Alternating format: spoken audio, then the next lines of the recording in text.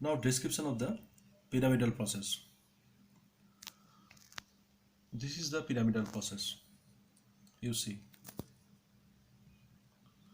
this process is projected posterolaterally between the junction of horizontal plate and perpendicular plate. This is projected posterolaterally,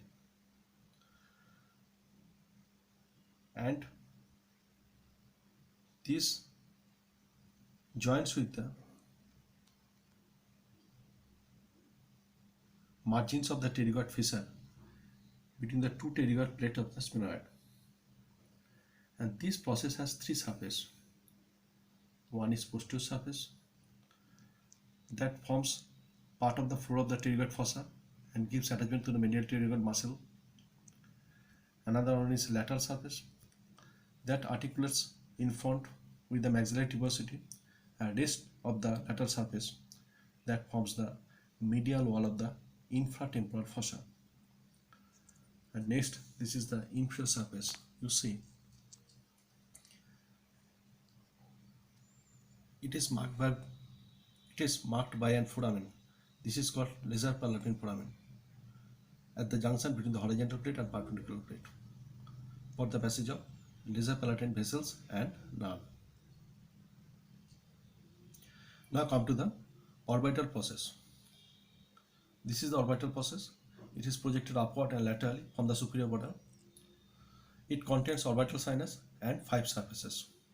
Out of these 5 surfaces, 3 are articular and 2 are non-articular.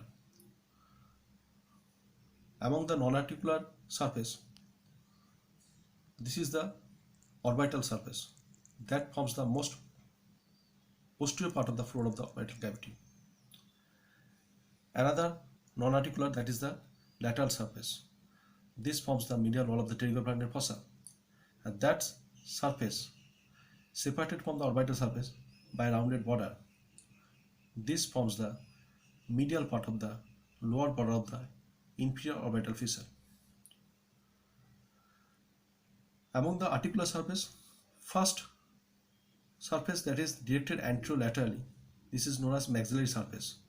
This articulates with the body of the maxilla. Another surface that is directed anteromedially,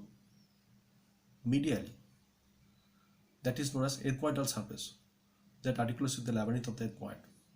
And another one is sphenoidal surface that is directed posteromedially, that articulates with the sphenoidal concha, and it communicates with the sphenoidal sinus.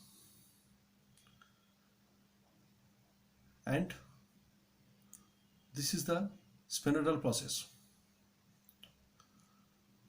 This process is projected upwards and medially from the superior border just behind the sphenopalatine notch. It has 3 borders and 3 surfaces. First, superior surface. This articulates with the undersurface of the triangular part of the sphenoidal concha, and further behind it carries a groove and overlaid by the vaginal process of medial pterygoid plate, that is vaginal process of medial pterygoid palate, to form palatino-vaginal canal, that is known as pharyngeal canal. This lateral surface, this forms the medial wall of the pterygoid palatine fossa, and this is the infromedial surface that forms the roof and lateral wall of the nasal cavity.